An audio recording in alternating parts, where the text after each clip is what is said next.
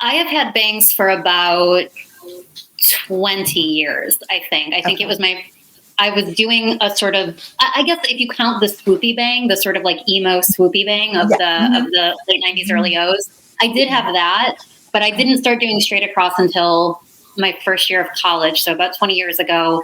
And then I have like grown them out to the extent of a swoop, and then I pretty much instantly regret it and go back. So I don't think that I ever will go back. So yeah. At some point, like you can only go shorter. It's the only choice. If you get sick of the bangs, you just make them shorter to like almost get them out of your face because it's the best you can do. Completely, which is in addition to thinking we could be even more twins. It is also something that I just do regularly. I'm just like, okay, here we go. Going to shorten them up. And like after I got done doing pixie haircuts, which I did for a little while, and I was like, I'm never doing short hair again. It's like, what else? Literally, what else will you do besides cut your bangs really short? And I love a short bang. So, yeah, lots of. As do I.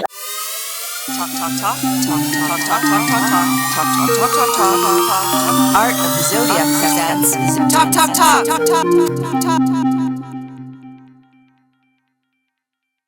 Sherry's sleeping over there, and Loretta Sabine.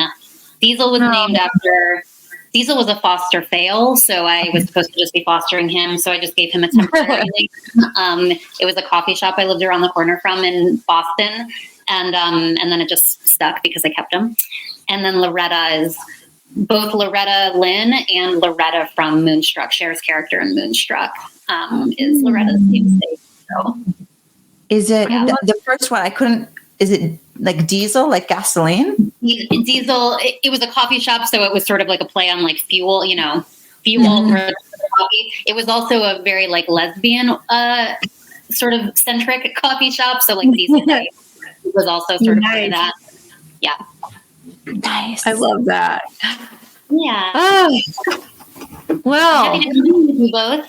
Yeah, I'm happy to be here with you. I was so excited when you sent me your birth information because I just had this feeling. So I've had this feeling for a long time reading your writing where I was like, there is so much water and there's so much earth. And so I kept going back and I would go back and forth when you would publish an essay. I'd be like, oh, is it Mercury and water or is it Mercury and earth? And so I think I finally landed on like this. I was like, I'm pretty sure she's probably got an earthy Mercury because like I knew that you were a Capricorn rising. And so I was just sort of conjecturing to myself, like she's probably got this rejoicing first house Mercury and Capricorn.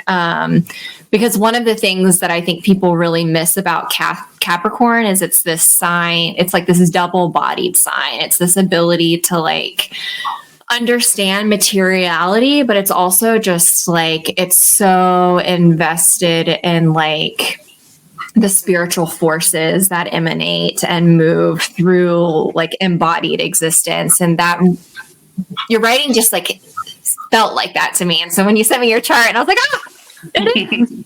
That's an amazing skill. Obviously you're a very skilled reader about these things. So that's pretty cool that you could see that. Yeah. Obviously my overwhelming Pisces is probably stellium. So, Yeah, I definitely want to get into questions about how you experience that Pisces stellium. But I thought maybe we could start out. So I have this really long-winded question because I found it kind of difficult because the writer in me really wants to like really go into like your craft and your process and just like tell the whole world like all of these like really intricate details about like why I love just sort of sitting at the foot of your writing. And then like the sort of astrologer divination person, witch in me like really wants to be like, but let's like talk about all of that in the language of astrology. So I have this like first like long question that maybe will help sort of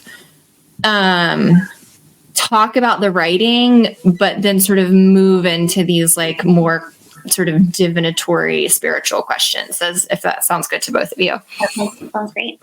Okay. Yeah. So I'm gonna read a little bit because I'm gonna quote from a recent essay of yours by way of asking you this question. So I think, as I just said before, like you have this special talent for striking this like really compelling balance between a lot of different things. So kindness and critique, theory and personal experience, embodiment, and the spiritual, ineffable aspects of a life that, in my opinion, I think that, materialist or anarchist writers can struggle to engage with, on a process or embodied level. And so thinking about this like talent of yours, I want to quote from a section of your recent essay that we're going to be teaching to in our class coming up in April. Girl Culture Panic and the Failures of Feminism. So for people who haven't read this essay, it manages to be both really generous toward and also unflinchingly critical of girl culture as it manifests in pop culture, social media habits, modes of consumerism under late stage capitalism. And I think, in this essay, you're able to so exactingly and compassionately discuss the problems of contemporary feminism because of how willing you are able to stay with questions as like divine or spiritual or guiding forces. I'm making a lot of big statements, but I'm going to take everyone into the text because it's so true. And so here's one example of what I'm seeing and reading as a divine question in this essay in particular. You write, quote, "What does girl culture have to do with feminism? And for those of us invested in it, with liberation? Should we take Girl Dinner and Barbie as seriously as we take Roe and Me Too? I think if nothing else, we should consider how they are in conversation without falling into binary panic defense modes." And then a little bit later in the essay, you continue, quote, "How do we grapple with cultural forces that may encourage problematic consumption habits while also acknowledging that fashion, music, movies, and other products we engage for pleasure don't necessarily imply that we are dupes of patriarchy and capitalism? Some of the most righteously dedicated, anti-capitalist, anti-state activists I know are girly, pro-bimbo sex workers. A young woman who runs a popular Taylor Swift fan account was imprisoned for refusing to join the Israeli military. Queer femmes have long been wearing floofy dresses to the riot.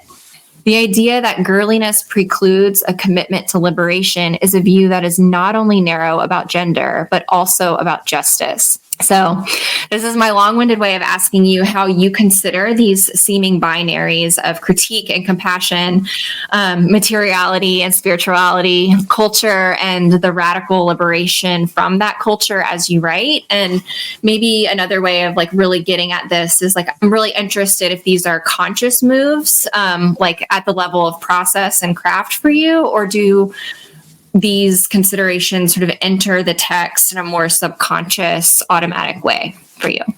Well, first, thank you for all of the kindness in that introduction and the, really lovely and heartening interpretation of my work. I think the first thing that comes to mind that could attempt to answer that is how I've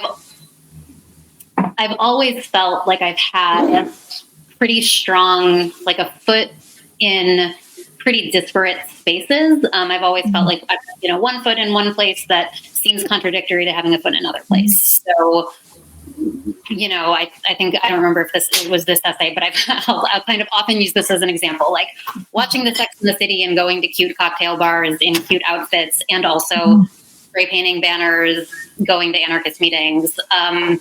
Those have all been very alive in me. In addition, being a class straddler, which I strongly identify as having, still having very, not just working class family members, but family members who, are in precarious poverty conditions, having friends who are in and out of jail, and also being in spaces, academic spaces with people who only study those kinds of people or think about those people in very abstract ways.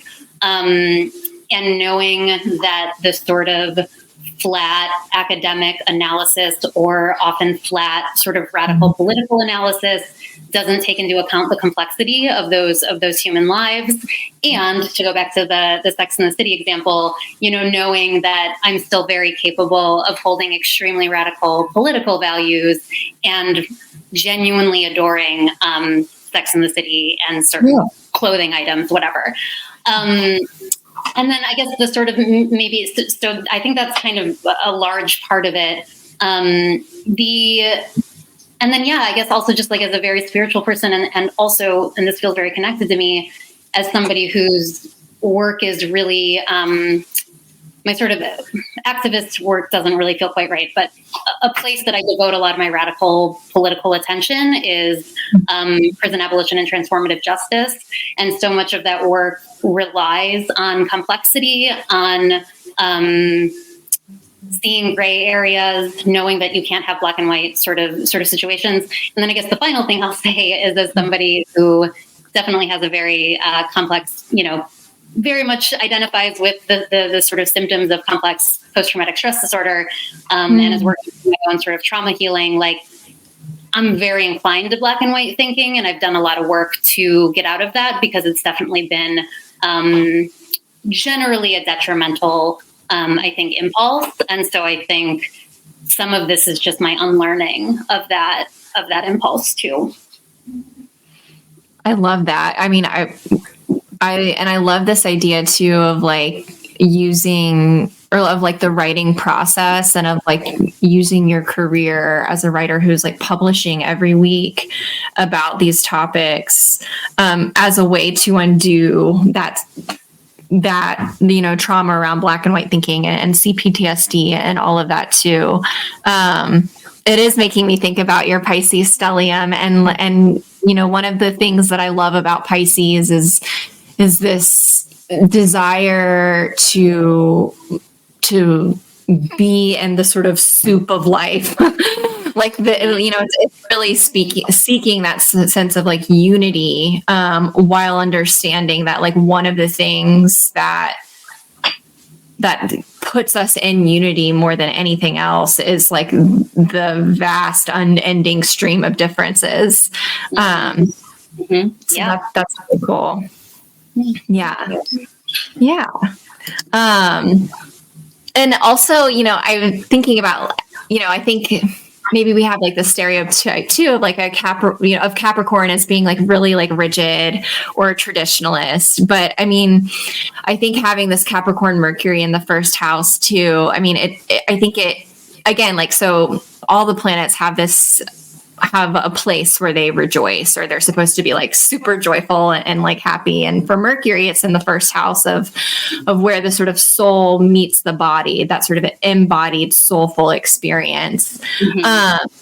And so looking at your chart with, you have this Mercury that's like tightly conjunct your ascendant, which is the most personal part of the chart where, like it's the spot where the sky met the earth. It's the horizon. So it's like symbolizing the soul or the psyche or the spark of the divine meeting the earth or the body, like the stars entering your particular vessel, if you will.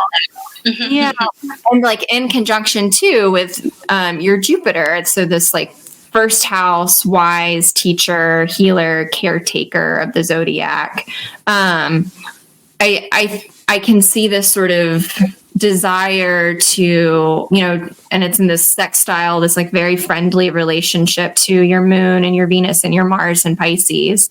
And so it's this desire to like find like a written form that helps to be with complexity. And yeah, so I'm sort of like thinking about that, but I know that you've spent a lot of time in like different witchy or divinatory spaces. Like, do you consciously engage with your natal chart to help you understand or think through your writing? I don't know that I've brought as much intention to that sort of to that link as I would like to, and I feel so embarrassed to be on a call with two people who are so much smarter in this realm. But so much of I think this is also maybe the complexity of like knowing that like the astrology memes are like not, they're also kind of flat and not nearly as much as they need to be. And also just like really relating, just there are moments where I'm like, I'm full of feelings. Of course, my newsletter is called Radical Love Letters, and I'm going to talk about feelings. Like, that's all my Pisces, and like I want to make the world better. That's my Aquarius, and Cameron, you've helped me really make a lot more peace with my Capricorn because of those memes and the way they depict the Capricorns. But that flat sort of version of Capricorn to me has always been like, this is the only way I get anything done. Like my Aquarius daydreams of how the world can be, my feelings, and the Capricorn is like, okay, but also we need to like produce some stuff around this. Yeah, meet your deadlines or whatever, which I'm only so at my full-time paid job. I'm better. Anyway, so I guess I like it guides me in that I've been thinking about it since my childhood. I've been invested in astrology, and then I learned much more about the rest of my chart and different aspects of it in the past decade, I'd say, maybe 2 decades.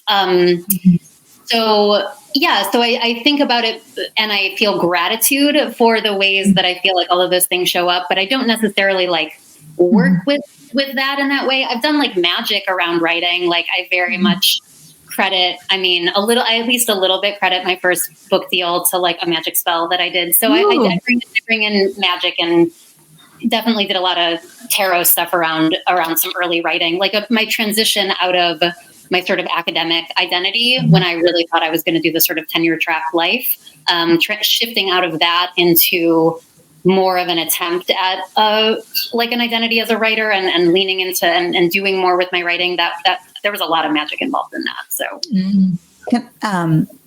jumping in here, when I think of that Capricorn, right, the Capricorn rising with Mercury and Jupiter, the first thing I think of is like the weight of reality, right? And not like in a bad way, but I always think of Capricorn as like understanding like both the beauty and the necessity of having to understand, like to having to be embodied in the physical world, right? Like without the sort of knowledge of like how we sustain ourselves, whether it's like putting a roof over our head, right? Or like making sure our physical needs are taken care of, to like, the pleasures of being able, of the senses, which we give a lot more to Taurus, but I think there's some of that in Capricorn as well. And something about like, seeing this sort of the weight of this rising sign with Jupiter there too. And I always sometimes think Jupiter can a little bit in Capricorn can be like a little bit of like luck is what we make. So there is this sort of like heaviness, but then also seeing some of that water, right? That like, I don't know, I always think of like Saturn and Scorpio, which I have as well. Almost like it can be like a black stone at the bottom of a well. It can feel a little like it has a sort of PTSD or CPTSD signature to it, apparently. And anyways, and then of course that Pisces moon. And I'm wondering if that's something you sort of wrestle with in your own life, is like the need, and maybe this is part of everything here, the need and the necessity of living in this physical world, but also wanting to sort of transcend it. Yeah, for sure. That resonates. Yeah. I don't even know if I have anything particularly intelligent to add on, but just to say that, yeah, that sounds right. Yeah, I think maybe that's been part. Maybe that shows up in that it would have been really easy for me at a certain point to take a much more secular turn in my life. And that's just, I don't know, like, especially I feel like in the early 2000s, like finding radical lefty spaces, like atheism was like, you're supposed to reject, everything. And I just like never could. And I like leaned into a lot of stuff that I was like learning at that time and being introduced to. And I was like, that's not for me. And so even though I actually describe it sort of my summary of my path from, very briefly, I'm tangenting. I say this to my students all the time. I'm like, I'm going to tangent here. I promise you I'm going to finish this off, but I'm going to tangent. I love it.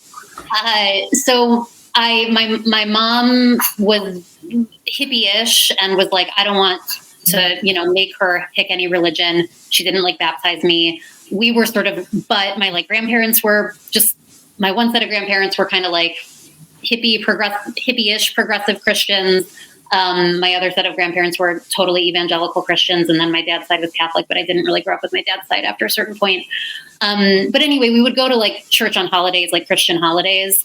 And then in middle school, I had a really intense evangelical phase. I didn't end up writing about that in my memoir. I don't think at least not very much. And then I sort of describe it when I'm giving my summary of my sort of spiritual journey, is that I sort of decided that, fighting for or trying to like do work for the afterlife didn't make sense when I had to like do work to make it better here. And that's sort of how I like juxtaposed it. It was like, I'm going to stop thinking about heaven because I want to create better conditions for the people who are living here. And it was a more secular thing. But then I just like this need for spirituality was like really strong, even after that decision and after being politicized. And then I just started exploring so many different sort of spiritual paths after that. So maybe that's, an example of like really needing something bigger, and being drawn to the esoteric, but, having that commitment to worldly, liberation movements, really like knowing just rely on, some sort of, I was thinking about ego death and I was thinking about ego death and thinking about the use of identity in liberation movements and how we've needed these identity categories.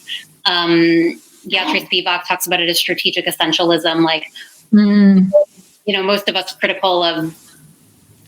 are critical thinkers don't want to like essentialist, but Spivak talks about like, we have to construct this like strategic essential.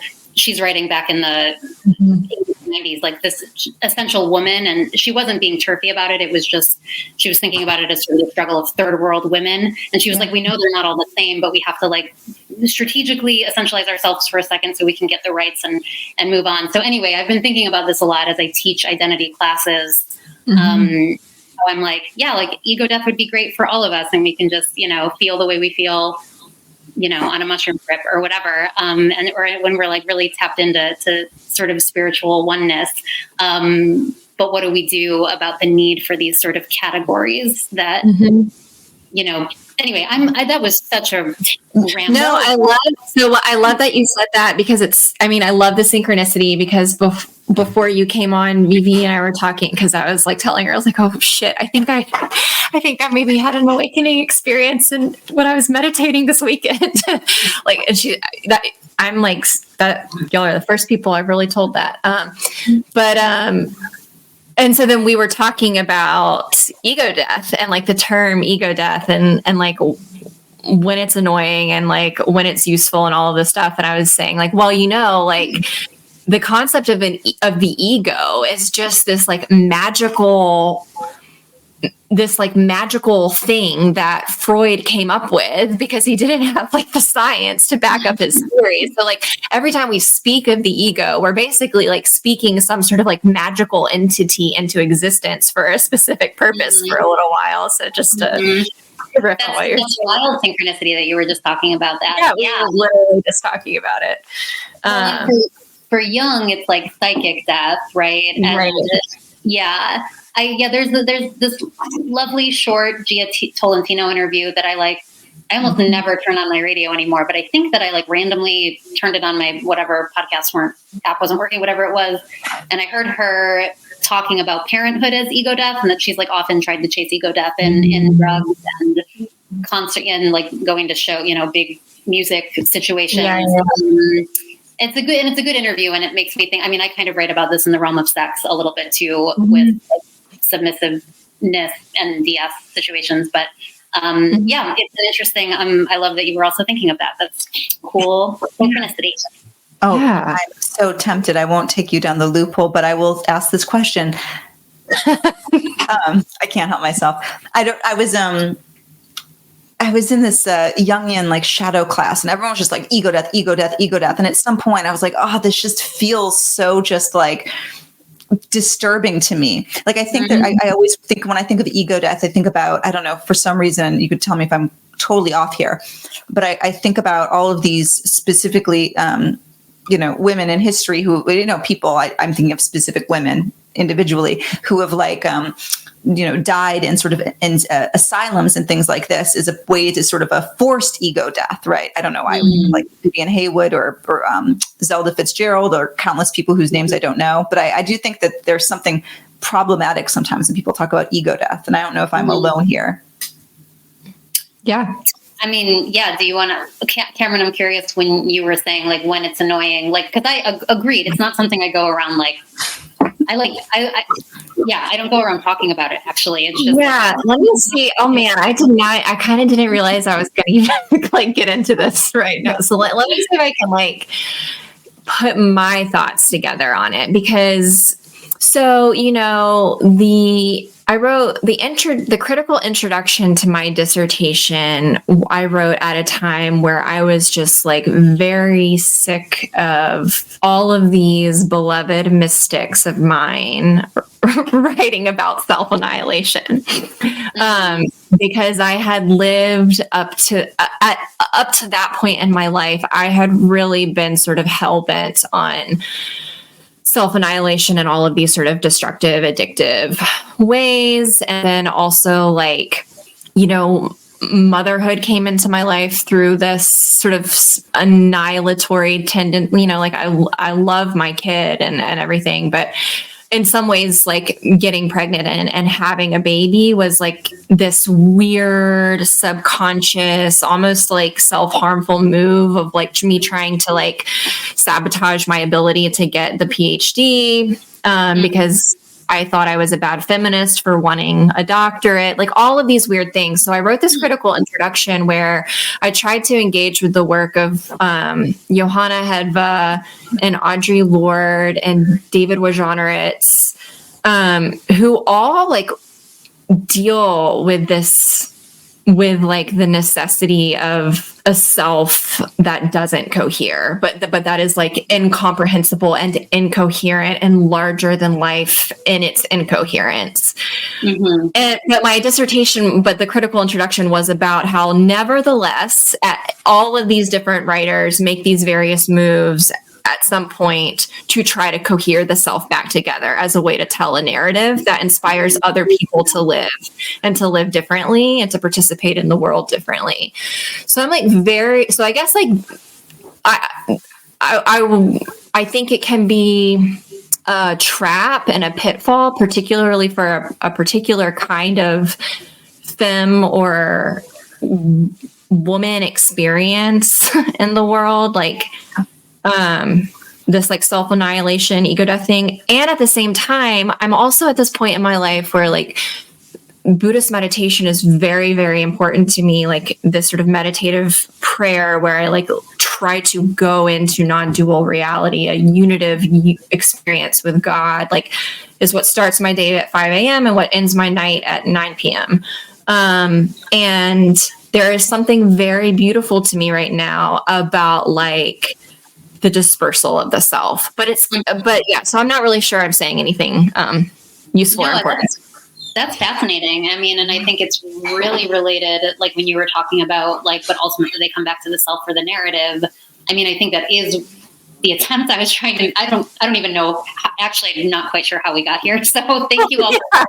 I'm like, how did I remotely even answer that question with this? But it is what I think about with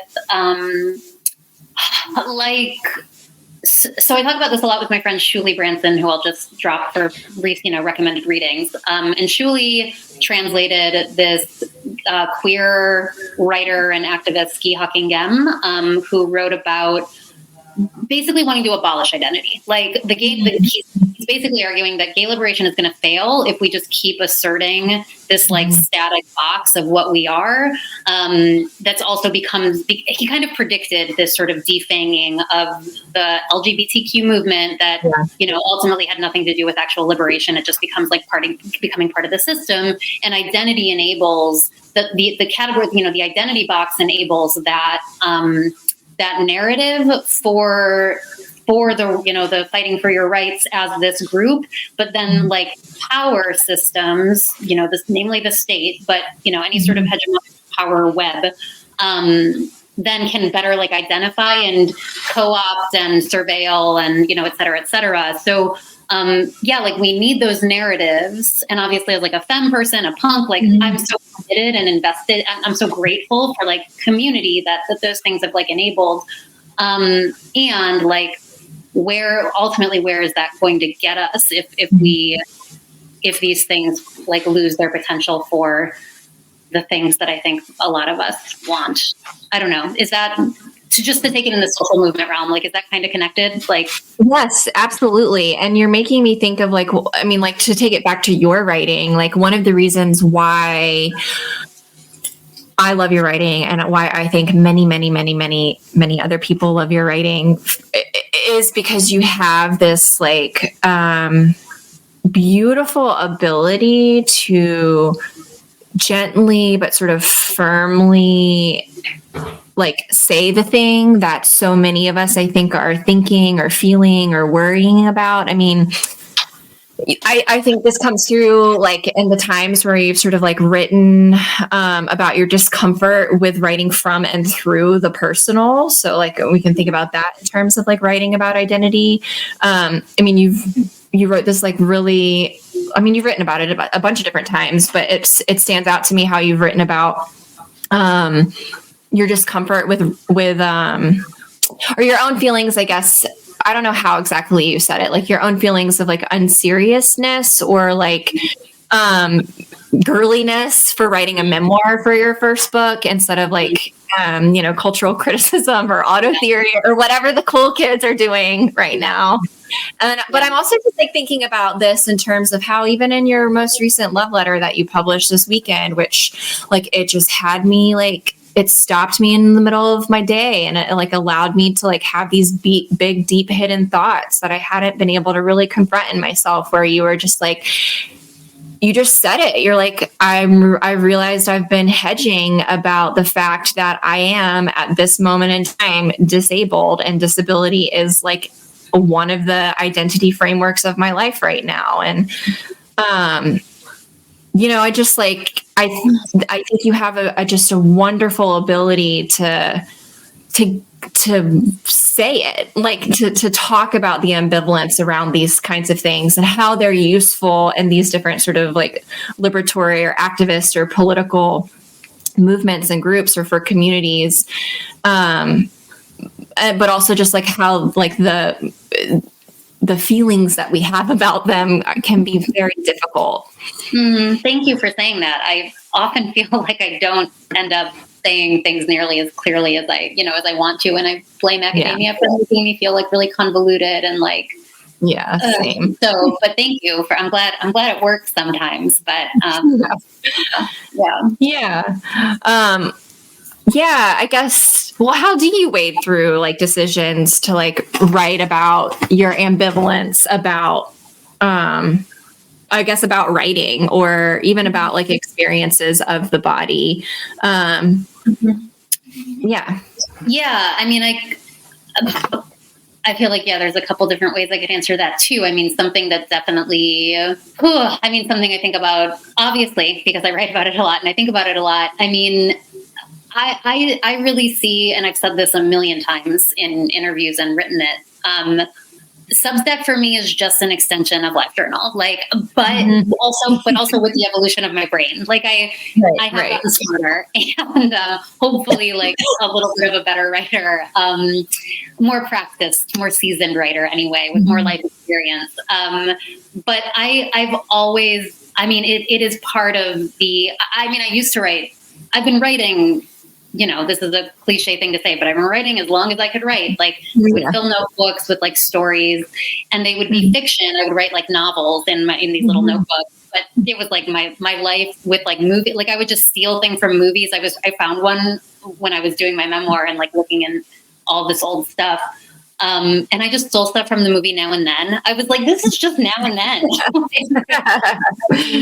So anyway, but then pretty quickly when online blogs became a thing, that fed that writerly compulsion that so many of us talk about.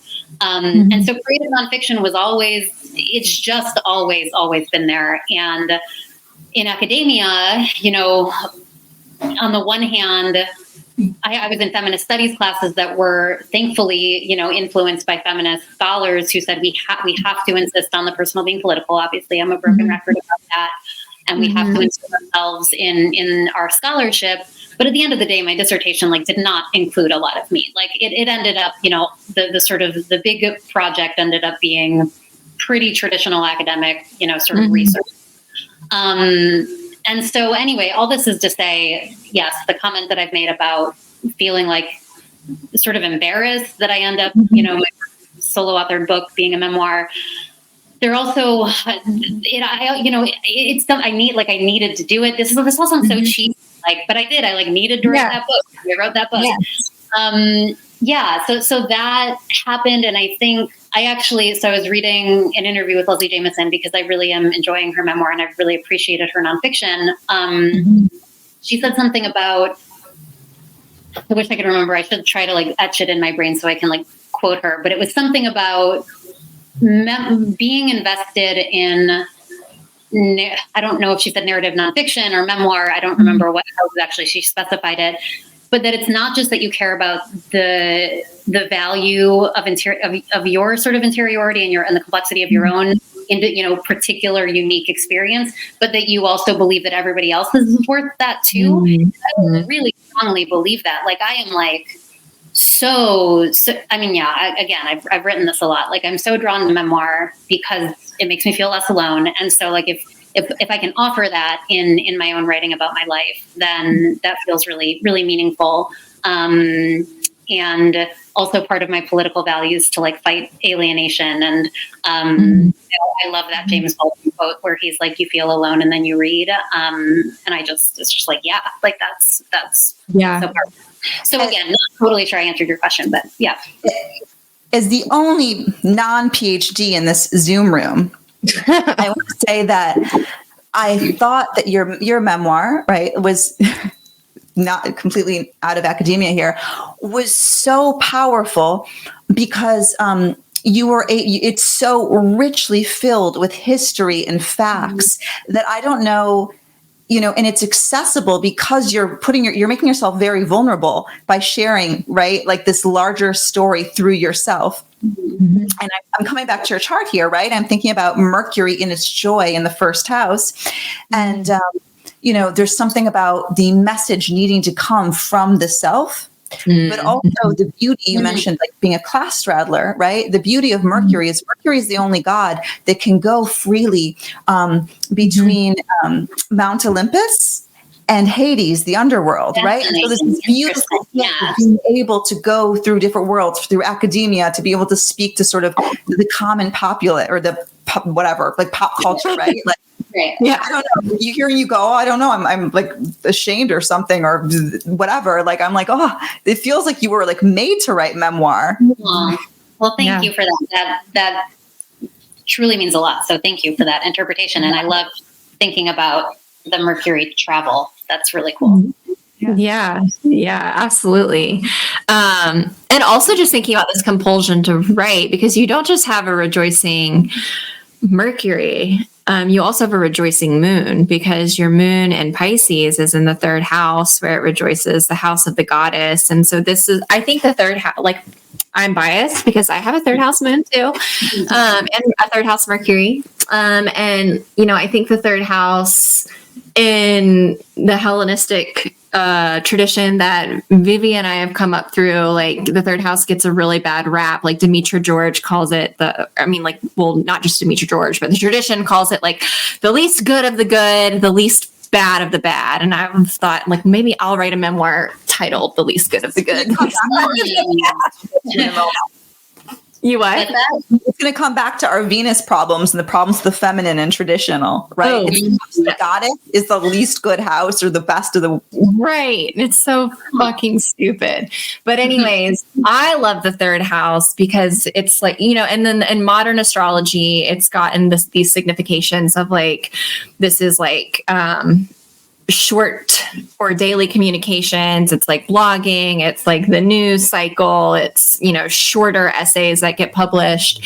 And I love that because I love thinking about like the moon, so like the planetary body of nourishment and care and like making things real, rejoicing in this house where we get to, talk to each other through like these written forms, like the blog, like live journal, like the newsletter form, but even like thinking about memoir as like a small publishing, and like the ninth house as sort of like, where you're going to find critical theory or whatever.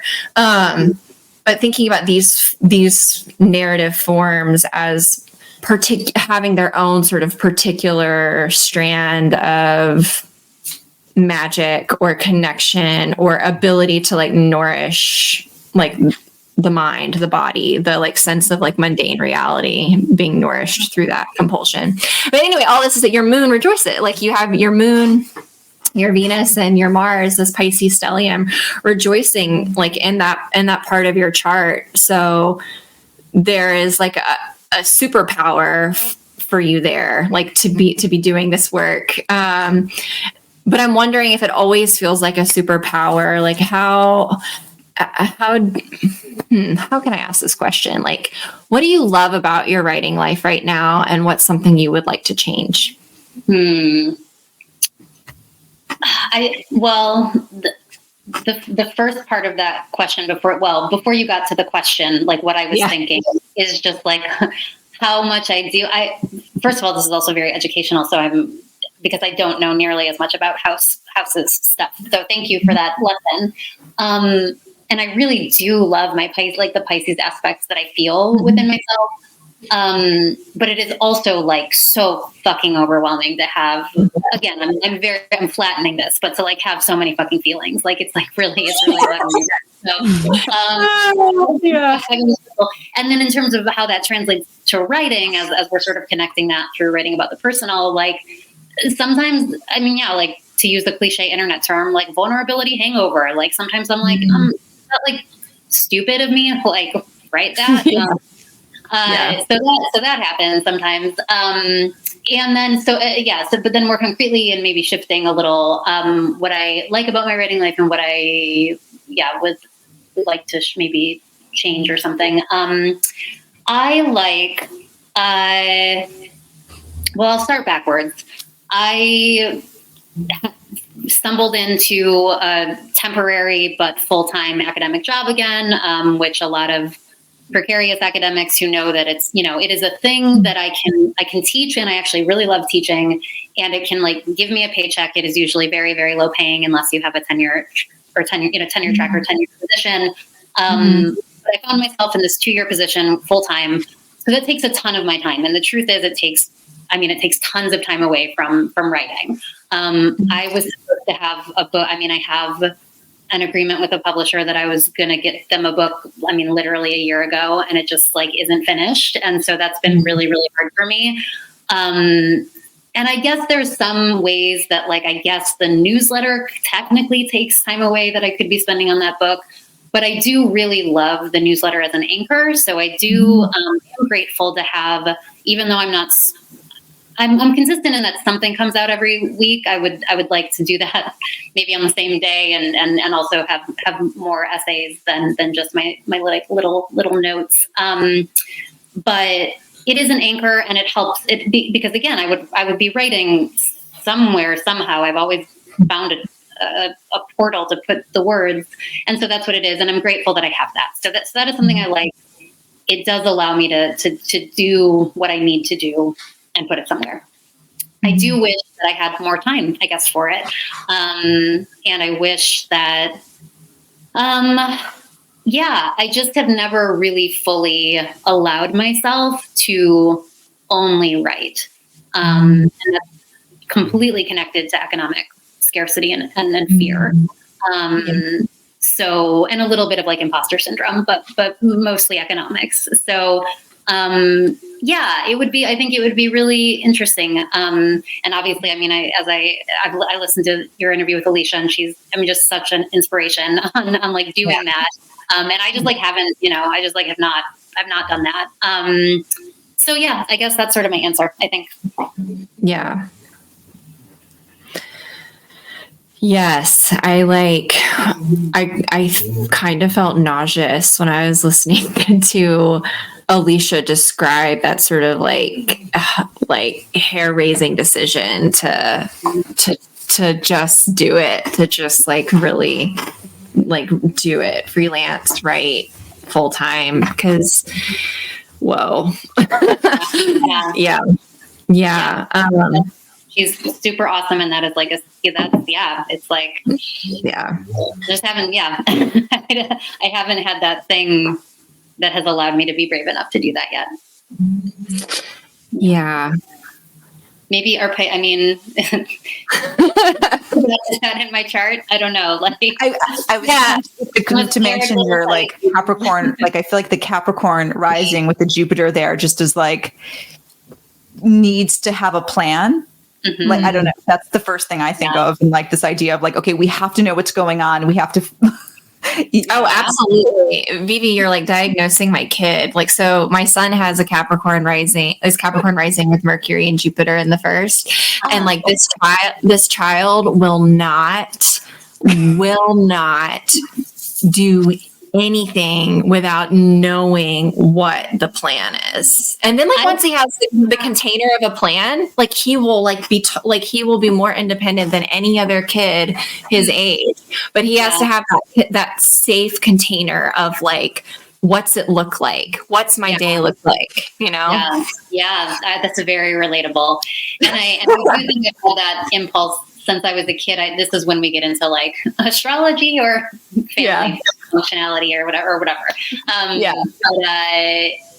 not functionality. I was just actually having this conversation with my mom, who might watch this. So it's actually not about function or dysfunction or at all. But there was also part of my mom's a much more of a, I think, free spirit than me. She's I don't know. I keep wanting to do her chart, and then we keep saying, let's do your chart, and then we never do it. But she's a Taurus sun, and also just like a late, like she was born a little too late to be like a proper hippie, like, but she's like a hippie at heart. And so there's part of it that I was like, just like needing more structure than my mom ever needed. So it was maybe a mix, but yeah. Also, just like the world is just crazy right now. I was just talking to a Capricorn stellium I know who's just having like, a crisis moment of like, how do I make plans when the world is so uncertain? I don't know if like you're feeling that too, but I just give space for that. Completely.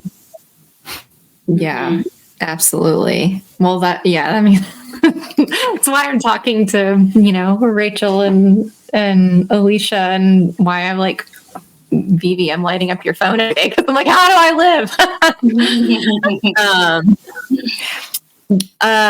Raechel, I did want to ask you, I'm interested in how, how the tarot helped you through the transition, sort of like out of the sort of, rigid academic path.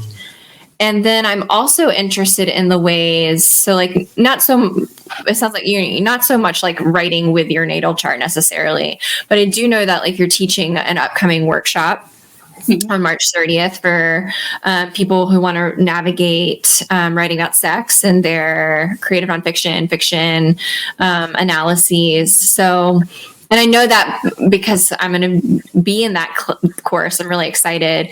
I know that you're going to be incorporating like the elements into the class. And so I'm interested in sort of the story of like using magic and the tarot as you sort of transitioned into sort of writer Raechel.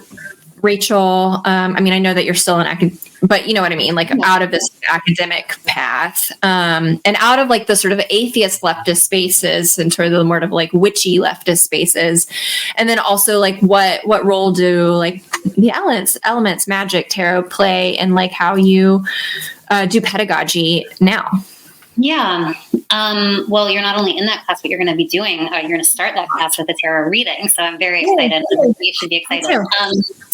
So I think but even before I properly went back into, I would say it was a return to witchy spaces because I was a kid who loved the craft and like did experiment, played and brought flowers in from the woods and did spells. Like it was very, very much a part of my childhood. And then I was like, I guess I'll be a grown up now who doesn't do things like that. But really, I have to say, like with the risk of, knowing there were elements that could be considered cultural appropriation, I found yoga and Buddhism as really a tool that I absolutely needed to get through grad school. And then very shortly after, within the first year after I finished grad school and moved down to Boston, went through a breakup, lived alone in an illegal basement apartment that, I didn't know it was illegal until I got there and realized he was like a sketchy landlord, and he wasn't there was no stove or oven. It was just like, it should not have been an apartment.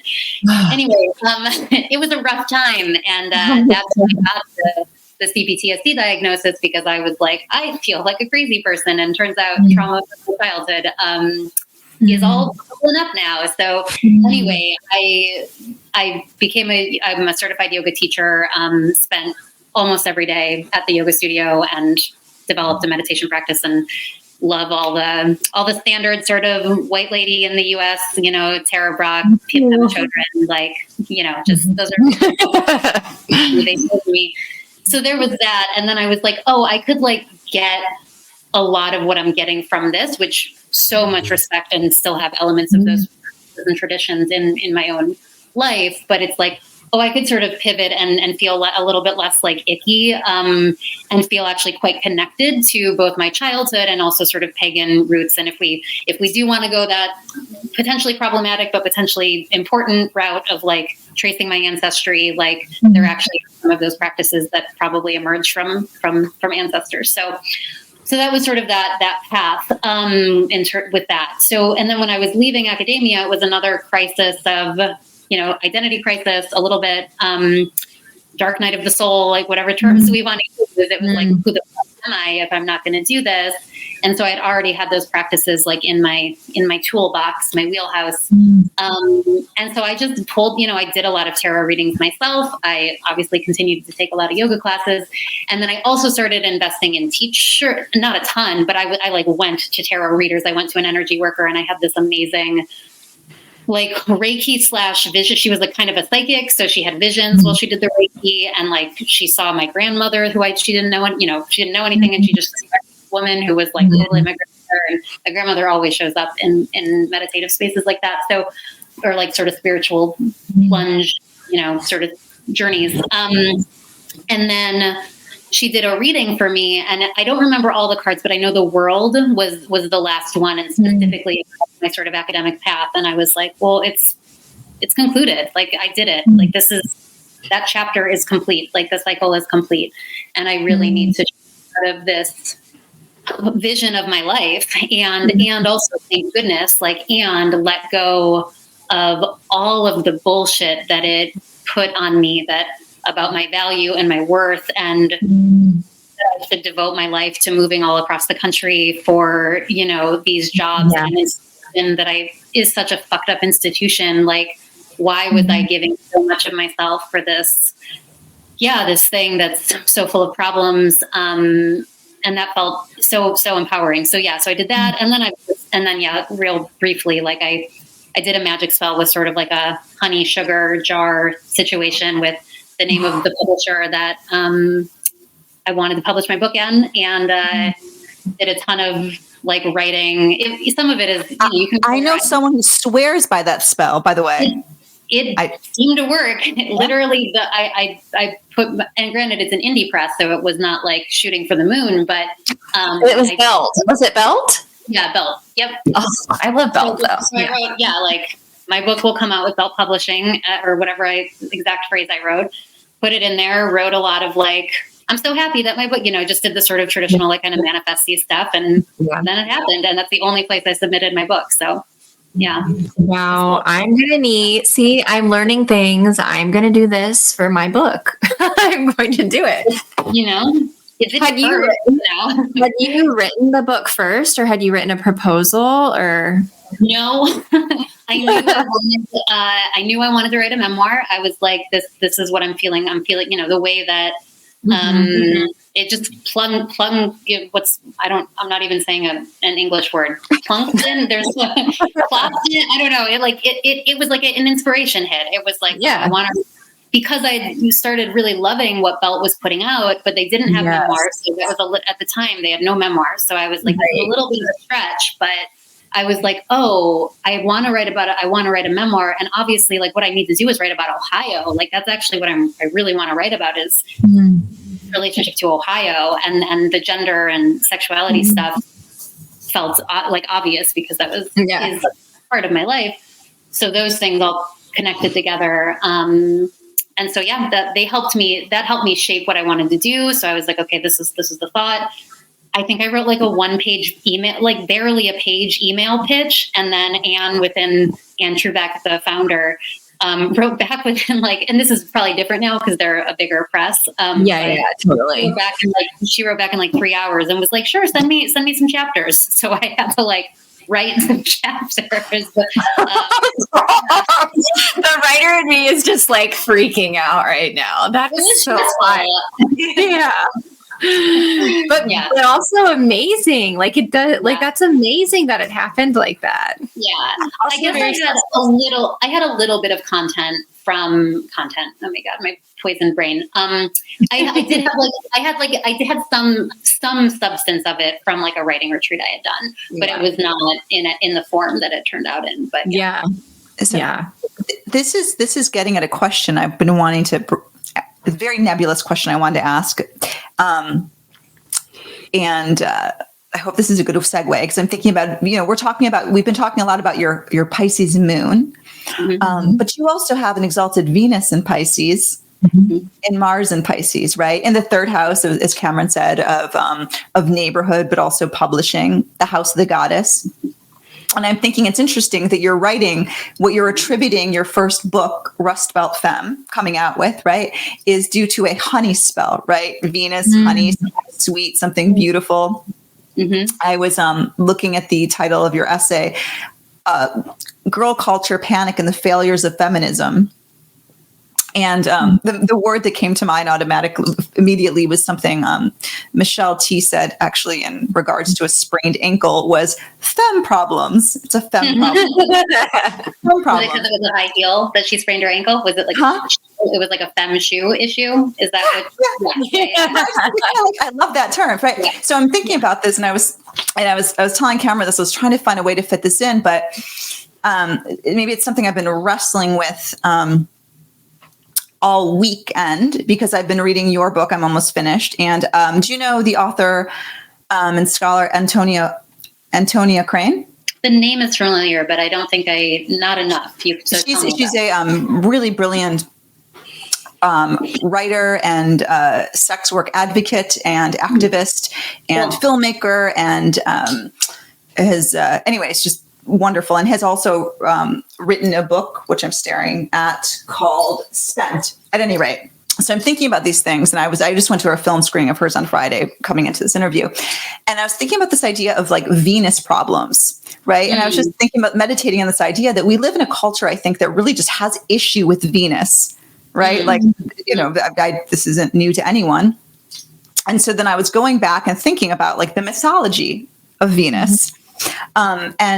Which I will share for both of you. I know Cameron knows it. And so if you know it, Raechel, just feel free to chime in. Hopefully someone who's listening to this doesn't know it, but there's a story about Aphrodite and Aries, right? So Aphrodite is sort of forced to marry Hephaestus. And again, Cameron, stop me if I'm getting this wrong. You're not right. So like not attracted to him like whatsoever. Just like he like makes machines or whatever, but just like totally not into him. So but she's really, really like into Mars. And so like every day, like Hephaestus like goes to work and like Aphrodite and Aries, I'll stay with these names, just like have like really amazing like romance. And so one day Hephaestus, who's really good at making things, makes this like giant net. And he uses this net to catch Aphrodite and Aries like in the act, which is just like really fucked up, right? Yeah. And But what's more fucked up is that all the gods just come around. They're all like sort of looking at them. And even Mercury like makes this like snide remark and like some versions of the story. And is like, I wouldn't mind being stuck in a net with Aphrodite. Like, gross. And so anyways, I'm thinking about this and I'm like, man, like we really want to think about our Venus problems. We have to like go back to like rewrite mythology. And so anyways, I'm thinking about all of this and I'm looking at your chart and you have this like exalted, powerful Venus, right? I'm second guessing myself. You're a night chart, right? So Venus is what we say the insect benefic. She's exalted and she's sitting next to Mars in your chart. And I'm wondering if this idea of Venus having to like reclaim, or, you know, this idea of Venus, how does that story resonate with you? That's really interesting, and I didn't know it. Okay, wait, clarify. So wait, Aphrodite and Aries. So wait, what was Venus doing? Venus, Aphrodite. So we'll just say Venus and Mars, right? Essentially, she's just like having sex with Mars because she's like really into him, but forced to marry this other person. But essentially, like they put this giant net, and there's this moment where I think from the very beginning, we're like, fuck, like Venus is fucked in the mythology, right? Because we're already like, she's a goddess, but we're just kind of like, you know, she's being sort of punished in this really fucked up way. Totally. Yeah. Okay. That's super interesting. Mythology is the one that's a realm that I know less about, but I'm always like, oh my gosh, it's so interesting. So I guess actually it'll help me. I can answer, and I don't know how much we want to take the time. I'm noting the time, but I also didn't answer Cameron's question about elements in my sex writing workshops, which maybe feels relevant to talk about. But I guess, I mean, what I will say is the reason that story resonates is because it makes me think of sex and shame. And it has been since after I let go of my vow of chastity that I took after my evangelical phase, I, have felt I had a really sex positive mom. Still, she is, she's a sex positive person, and she was like the one who drove my friends to get birth control, like just like very realistic and, open about that. And so I did not, aside from the brief stint at the evangelical church, I did not grow up with a lot of shame around that. And I felt like that's been a real gift to like, just like have that, like not feel shameful. It's been hard to combat all of the shame that, that's projected on me. Like, you should be ashamed, you should be ashamed, you should be ashamed. And certainly when I was such an advocate and an, ally of sex workers and then becoming one myself, like obviously I experienced the harsh stigma, and surveillance and policing and just like the absurdity of all of that in society. So anyway, that's how it resonates. But I do feel like I'm like, okay, I have like, there's something in me that is not ashamed of this, like to take naked pictures and put them on the internet, or like, it just doesn't feel like that big of a deal to me. And I want to write about that, and I want to like help create less of a stigma. So that's coming to mind. And then very briefly, just to answer the question that Cameron asked about the workshop, if I may plug that. But the elements. The elements are, I don't want to fall into the trap of like trying to fight the Jordan Peterson in my head. Like, it doesn't need to be natural, like for sex to be okay. Like, we don't need to get into like natural and cavemen and whatever. Like, that's not where I'm going. But the elements are beautiful. They are natural. They are like entities that we don't have to have any like shame or, they don't have that same association. And so often when I read good sex writing, people evoke water and fire and earth and air. And so I'm combining those because I think that's like such a beautiful place to be like, these things are like, they're so similar. Like we feel that and in our bodies. And I feel like despite trauma and lots of things, like I feel like a very embodied person. So, I'm veering a little away from the story, but sexual shame is what makes that come to mind, and combating that. Yeah, I love it because in like thinking about that story and sort of the sort of shaming presence of all the gods, like pointing and laughing at Mars and Venus for like, fucking each other, wanting each other, whatever, their naked bodies being entangled together. But that story ends with Neptune coming. Neptune's the only one who comes and then cuts down the net. And so there's this like, and Neptune in the chart is like, you know, I mean, I think Neptune gets a bad rap. We talk about it as delusion or addiction or fogginess or displacement. But Neptune in a chart can also show us like where we truly get to like experience ecstasy on earth, like ecstatic union, like and you've got Neptune in the first house and this sort of whole sign sextile to your Mars and your Venus, your exalted Venus and your moon, like sort of like cutting the net, like I'm going to cut the net of shame, I'm going to and so I love that. I love that. Cool. I love you for bringing it all together. There we go. That was very nice. Tiny little bow there. Yeah. This is really fun. Yeah. Thank you so much. Yeah. Yes. Lovely.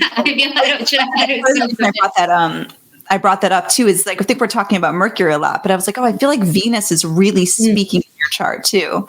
Yeah. And like, I feel like we don't always give Venus her due. Mm-hmm. Yeah, absolutely. Glad we went. Yeah, I know. Like we could like go on for another hour too, because so I have this exalted Venus in Pisces too. But she like in a very harsh overcoming square to Mars.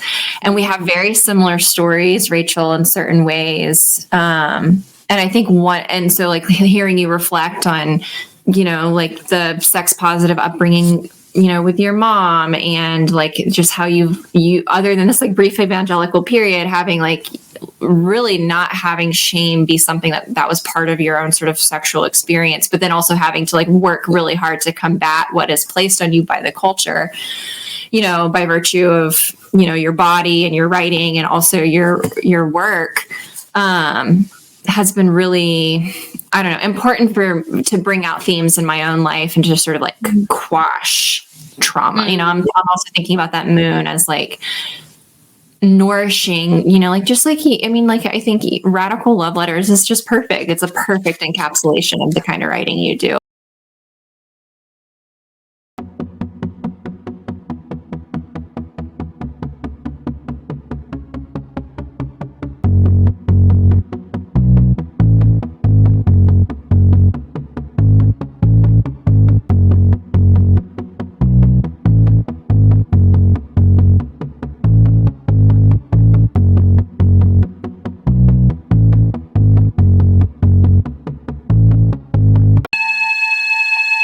No parents, no other adults, no one to interfere with the fun.